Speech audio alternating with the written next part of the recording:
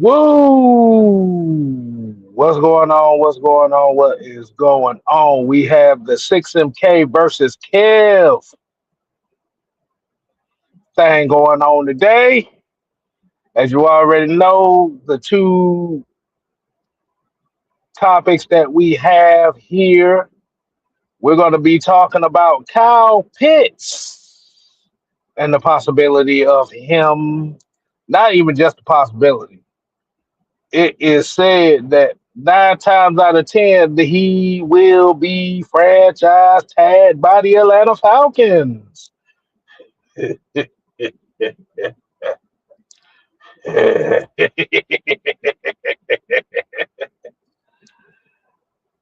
As well as the Chicago Bears being possibly Indiana bound. So for those that just coming in right now, if you're new to the channel, make sure you go ahead and hit the subscribe button to not only 6MK Live, but the Heavy Hitters Live. Keyshawn, what's going on, man? Try to wait till a couple people get in here, just to give a shout out to what's happening.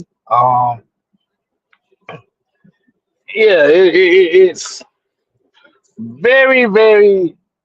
It's a very interesting day already. Um, let's go and get right into it. So,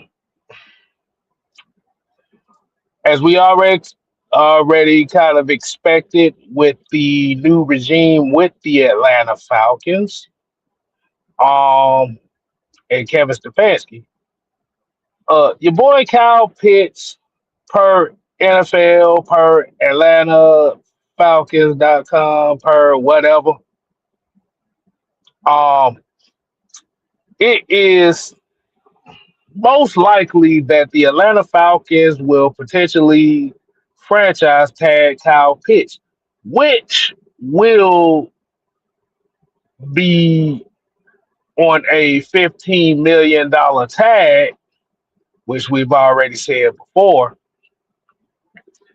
The tight end position is actually looked at as one of the lower tier positions in the NFL,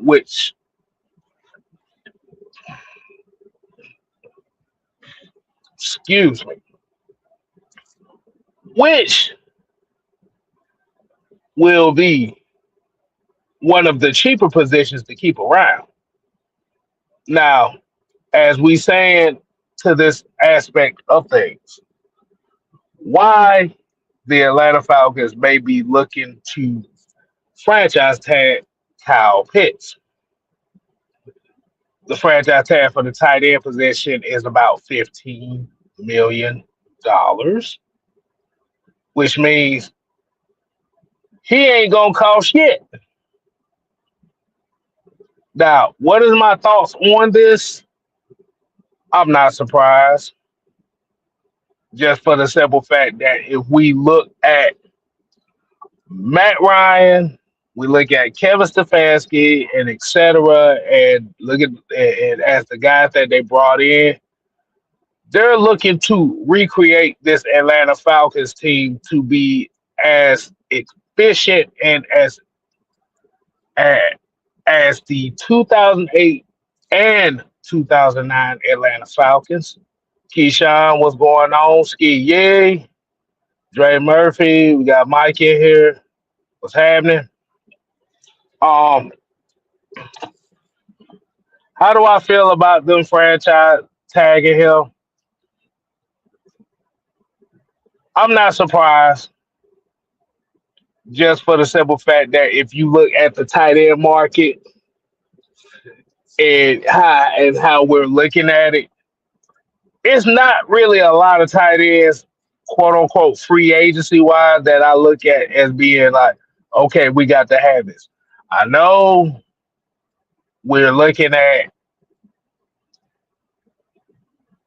where Kevin Stefanski and Tommy Reese, with them coming from the Cleveland Browns organization, and And the most popular aspect of it is saying, well, let's bring in David Njoku. David Njoku ain't shit. Let's keep it real. If you look at the numbers, you're not bringing in anything. You scared? What's going on, man? I know Dre Murphy happy about this news right here because this Dre Murphy is a Kyle Pitts guy as well, and like I said, definitely shout out to him. But for those that don't know, Schefter um, basically just put out is that they're expecting to franchise tag Kyle Pitts for those that are just now coming in. Uh, I'll be cool with. I'm cool with it. Um, we got to look at it from this aspect of Matt Ryan and what he's coming into the Atlanta Falcons organization as the president of football, just based on the coaches that they're bringing in. They're looking to bring in and compensate what the 2008 Atlanta Falcons were, which is a team that was built on not only just running the football, but to utilize the middle of the field.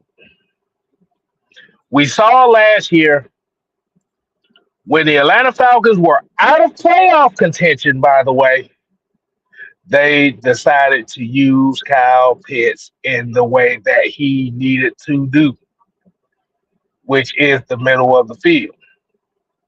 Now, you may be asking yourself this question. So, if they're looking to franchise tag Kyle Pitts as what, and, and the news is they have till July to strike up a new deal for Kyle Pitts. What does that mean for the team overall? It just means that some guys gonna be gone.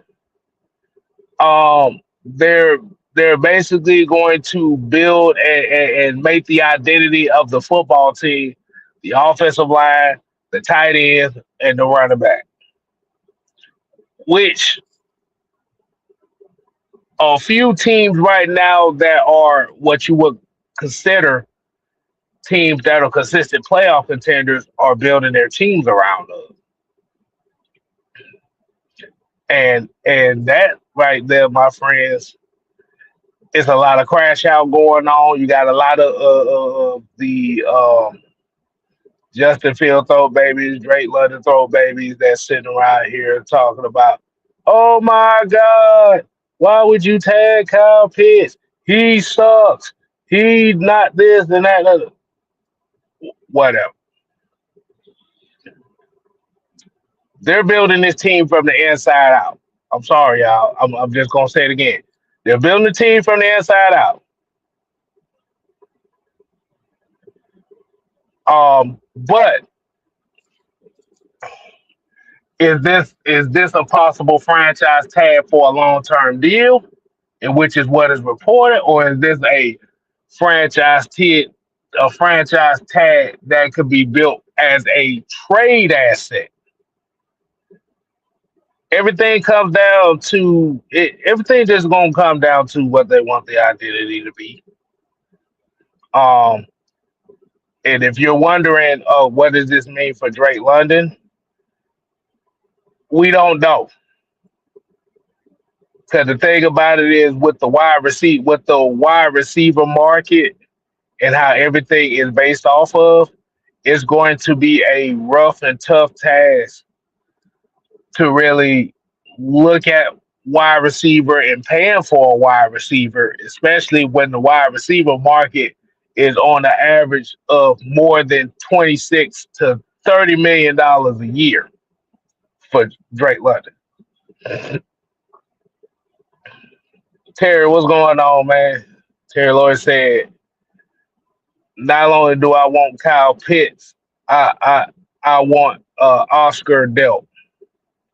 And that comes and that is a very interesting thing that you said, man, because um this could be a possible scenario where they may be looking to move a Jesse Bates, who is going to be a hot commodity, high value guy at that safety position. Um, we just gotta look at from the simple fact that with Ian Cunningham coming in, I almost said Ian Robinson for us that for but they're not going to be looking to throw a lot of money at a lot of different things. You want to make sure you have everything that's set. D Sloan, what's going on, man? Said uh, this is the prove it deal for Pitts. I believe they're structuring a long term deal for him, and I believe Drake will not want to sign for that much, but at least 25 to 28 a year. Yeah, so right, so Sloan, appreciate you with that comment right there. This basically is okay, Drake London, what do you want to do? How you want to go about it?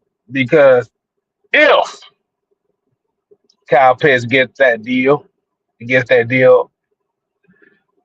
remember the news is they have until July to striker up a new deal for Kyle Pitts. So let's just say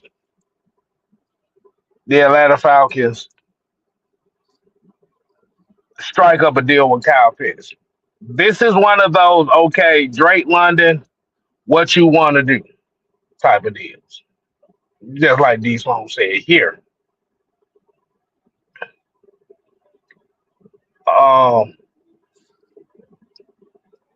hey man, we're in the NFL league right now where it is real tough to build a team like the team that we have with Bijan Robinson, because Bijan Robinson is the face of the Atlanta Falcons.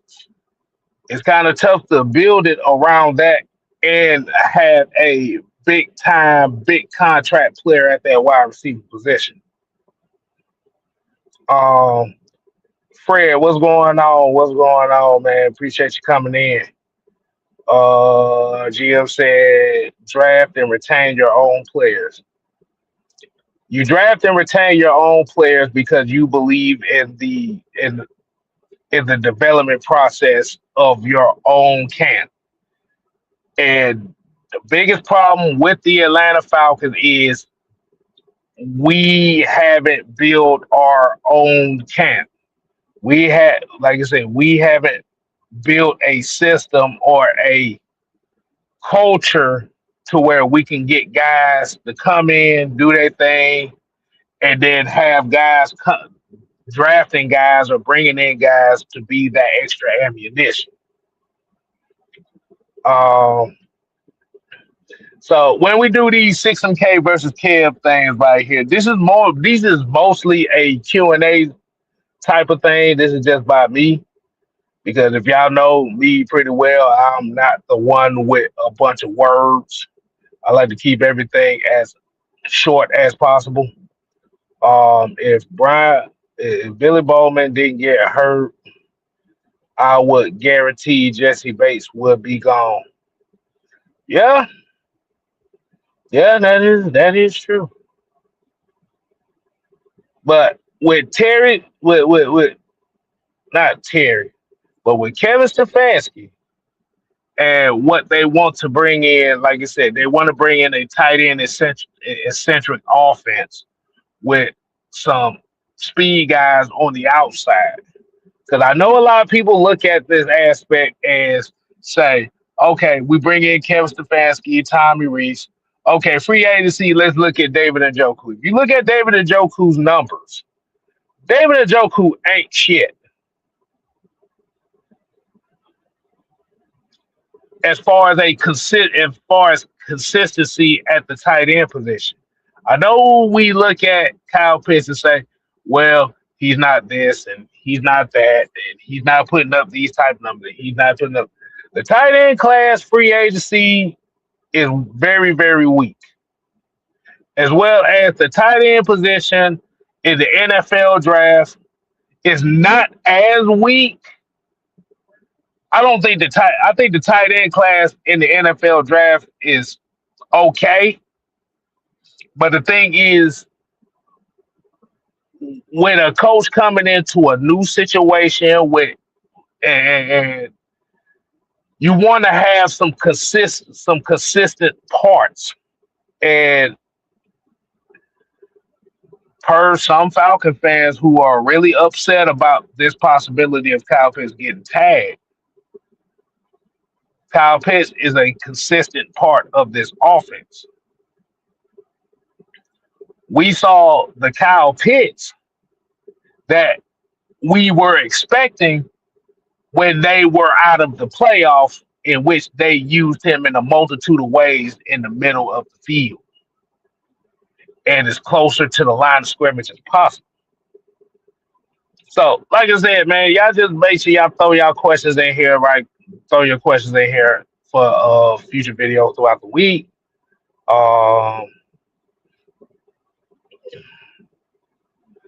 Yusuke said I'm watching Billy Madison right now. Hey, Billy Madison's a damn good movie now. Fred here said, what do you think of Penix saying he thinks he'll be ready by training camp? I'm not surprised by that, because if you know the mindset of competitive guys, they want to tell you that they're ready by the time that everything gets set. Like I said, everything is just going to be set on how confident that the medical staff feels that he should be at and stuff like that. Because the one thing with Penix is you like I said, he can say he ready, but you don't want to rush him. Right. Keyshawn said, I think Drake's contract won't break the bank. I would expect a contract from anywhere between 28 to 32 without incentives, which is average for a wide receiver like him. That is,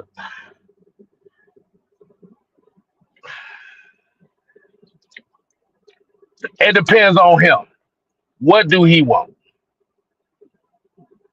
Because even 28 to 32 million for a wide receiver, based on how the offense that they want to build in Atlanta is, that's going to look like a big expensive spend right there. And I don't know if they're going to be willing to go that route with the 30, the 20, and the 32. Let's just look at the 32 as being the barometer right there. If you're looking at a $30 million wide receiver in today's age, in today's NFL, it's just going to look like, ooh, I don't know.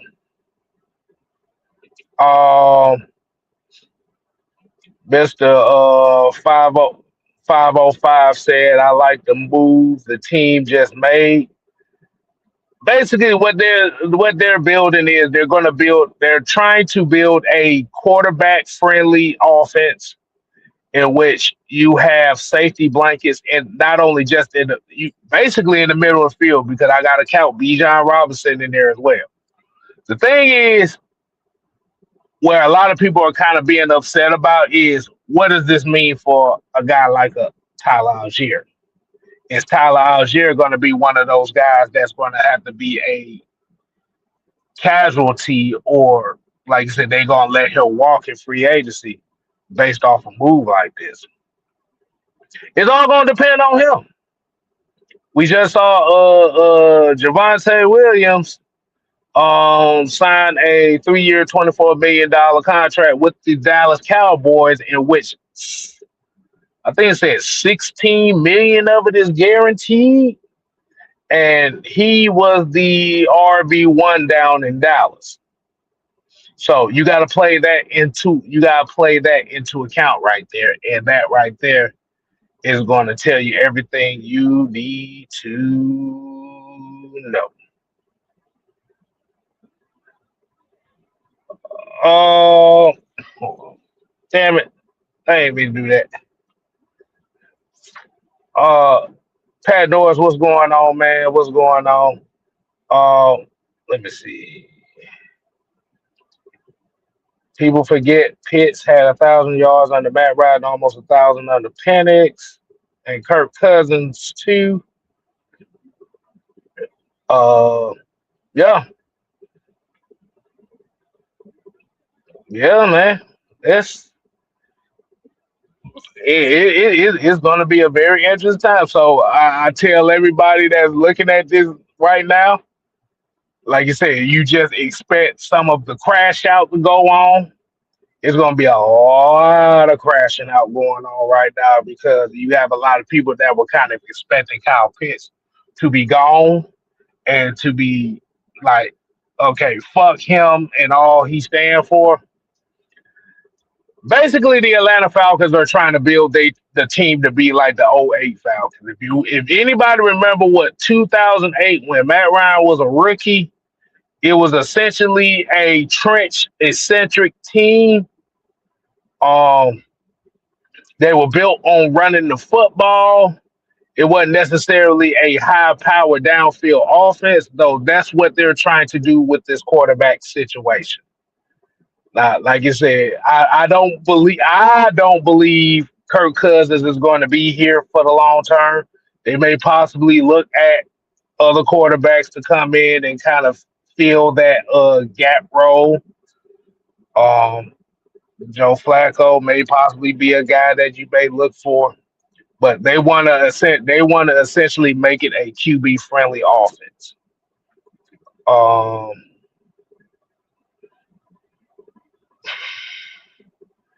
yeah. People are crashing out about this right now because people were ready to celebrate, Kyle Pitts leaving, but no, or just on the strength of just how the last half of the season of the Falcons went. Kyle Pitts was one of the consistent guys on this team.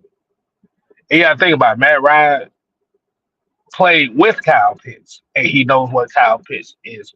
But so he probably advised them, okay, now this guy he's good right here, but like I said, you got with you bringing in the offense that you have, you can get the best out of. Um, let's see what we had 23. All right, so I got a few more minutes to come into. I want to go ahead and speak on something else that's not Falcon related. So for those that may not have been watching the football news that's going on, is the Chicago Bears may possibly be heading to Hammond, Indiana. For those that don't know about what's going on with that situation, is the Chicago Bears, well, are on a possible move. Like I said, this ain't no okay next year type move, but this may be a little bit down the line where the city of Hammond, Indiana, has already put out legislation to the Chicago Bears to take on the burden of building that new stadium that the franchise want. So if you ask yourself, are they going to be the Indiana Bears or are they going to be such and such? 9 times out of 10, they're probably going to end up being the Chicago Bears still because Hammond, Indiana is right there on the border of Illinois. So they're moving the team from Soldier Field to Hammond, which is like 10 more minutes down the road. And what ended up happening is it's a lot of backlash from the Chicago Bears fans because now you're taking a team and you're moving it out of a state to another state, in which the Chicago area, the Illinois area, is going to lose a revenue of almost 50, $60 million a year just based on the Chicago Bears being there itself. And this is what I keep saying. Like I said, we can argue about how we feel about certain teams. We can feel about what our team is, and they haven't done such and such stuff for us. As y'all know, as Falcon fans, you always heard the term, well, man, they need new ownership, or they need to relocate the team because the team ain't doing this such and such. You gotta look at the consequences that come behind that. It's a possibility, like I said, with the possibility of Chicago Bears, who have been in Chicago for over 100 years, moving to a whole nother city. That's a lot of money out of that state that's getting relocated to another state. So a lot of times when we be upset about certain things ain't happening to us, you just have to think about it from this standpoint. That's a lot of money gone, and especially from the city of Chicago, in which you have, you know, Caterpillar, and you're looking at the news that you got a lot of other businesses that's moving out of that city in itself. Chicago about to be Chicago about to be a barren wasteland when it comes to money. So so your ass has got to think long and hard before you start talking about, well, they need to go ahead and move the fuck up out of Atlanta because they ain't did what the fuck we want and stuff like that. But I think they said they're trying to push something else to where they're trying to keep them right there. But money talks, y'all. These NFL franchises are not guaranteed to stay in your damn cities, especially when you got other cities that's willing to throw. Like I said, Indiana is throwing a blank check at these motherfuckers, and they looking at it like, okay, y'all gonna move y'all public funding to build a stadium for us, as well as we're going to be right by a riverfront where there's going to be a lot of businesses. They're going to look at it from like, shit, we about to get a whole lot of money out of this.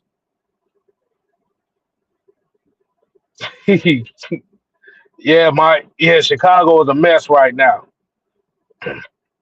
And if you understand what's been going on in Chicago, they've been having a lot of political unrest going on, whether it be with the school system, with the ICE situation, with like I said, the sanctuary city status and stuff like that. So that's kind of been on the forefront because they had, for what I've read, is they've had a couple years to try to get this deal done and they haven't done it.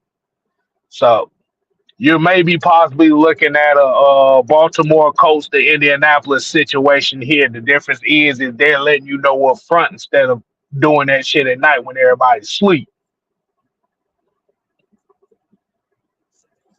So the only thing I have to say is, man, you better appreciate your goddamn football team, because at any time, if anybody throw some damn money, the motherfucker be out of here in a heartbeat. It's just about as equivalent as you could say, well, if the state of Alabama throw a lot of money at the Falcons, you think the Falcons gonna turn that shit down? Or somewhere up in Tennessee? No, they ain't gonna turn that shit down. But I just want to throw that out there for a little bit, man. Like you said, man, you got OG Sam coming up right around 5, so you know what that's gonna be.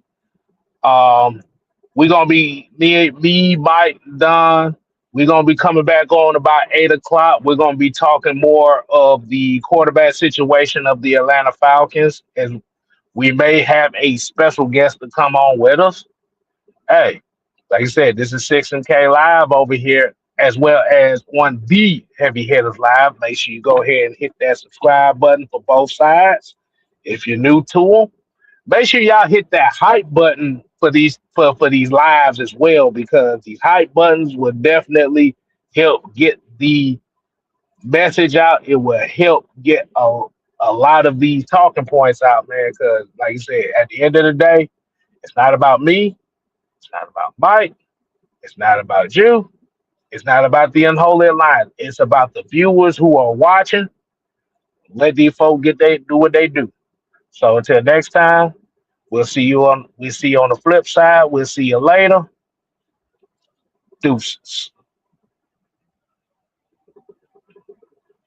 Don't judge me. I just wish you knew.